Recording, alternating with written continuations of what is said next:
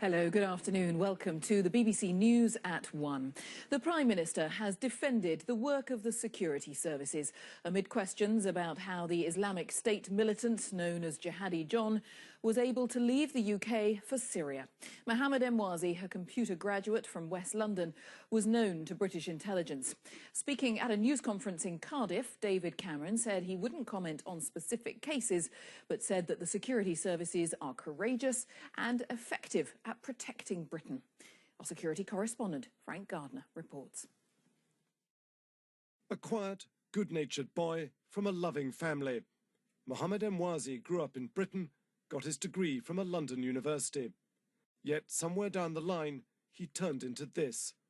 Today, your military air force is attacking us daily in Iraq. A bloodthirsty butcherer of innocent hostages in Syria, reveling in the brutality of the so-called Islamic State. One of his first victims was James Foley, a kidnapped American journalist he apparently beheaded on camera. Foley's mother has given her reaction to the revelations about her son's murderer. He did have the benefits of a comfortable upbringing, and yet he's using his gifts and talents for such hatred and brutality. Britain's security service, MI5, is now coming under pressure to explain why its officers spent 5 years talking to Emwazi before he slipped out of the country to Syria, eventually joining Islamic State. Today, the Prime Minister defended their work. I work very closely with our security services. I meet with them regularly. I ask them searching questions about what they do. And in my almost 5 years' experience of Prime Minister, I think they are incredibly impressive, hard-working, dedicated, courageous and effective at protecting our country. But there is a wider problem in Whitehall.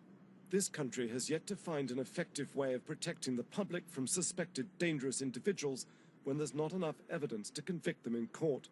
We must remember that in the Western democracy, we value the fact that you're innocent until proven guilty. If a person hasn't actually committed any criminal offences, what do we do? And this is a question that I think we still haven't answered yet. We've tried control orders, we've tried TPIMs. They clearly don't work. People have literally left the country whilst on them. Now that the true identity of so-called Jihadi John is out in the open, many will expect him to be brought swiftly to justice. But in the muddle and mayhem of Syria's ongoing civil war, that may be wishful thinking.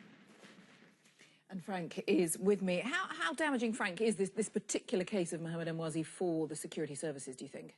Well, I think they've certainly got a case to answer here, and I'd be very surprised if Parliament's Intelligence and Security Committee doesn't announce some kind of inquiry to see whether there were any mistakes made.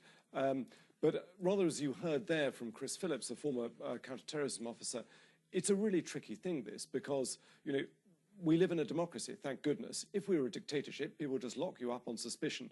But you can't put people away without evidence. You're innocent until proven guilty.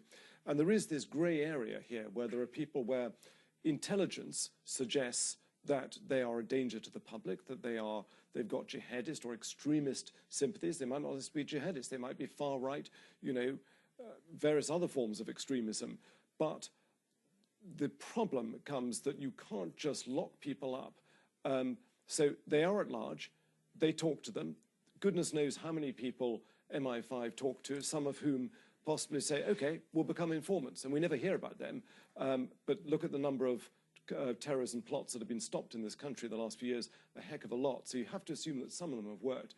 But I think they have got a case to answer here. You know, a lot of people are going to be saying they were wasting their time talking to them. Cage have said they're partly to blame for radicalising this guy, for harassing them. Others have said, no, he was already going down an extremist route even before that. Frank, thank you.